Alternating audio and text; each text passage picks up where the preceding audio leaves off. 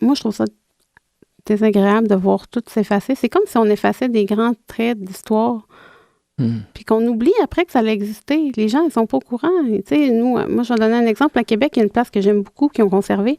Il y a eu un feu sur l'église, là, sur la route de l'église à Sainte-Foy. Elle a brûlé à la fin des années 1970. Puis ils ont conservé, là, c'est le site de la visitation. Ils font des petites expositions. Mais ça représente une époque. Ils ont conservé, ils ont fait un parc. On ne peut pas faire ça avec tout, je te l'accorde. C'est une belle salle de spectacle en plein air.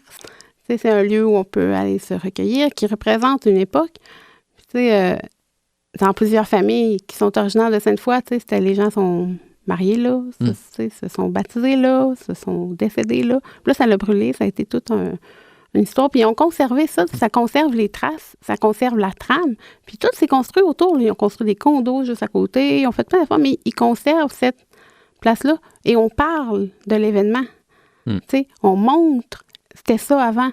Les gens sont toujours surpris de voir des vieilles photos des années 50 ou 60. J'aimerais juste remercier les gens qui écoutent le podcast, qui partagent, qui likent. C'est très important pour les créateurs de contenu d'avoir des gens qui vont partager et liker les vidéos. Allez sur YouTube, faites subscribe.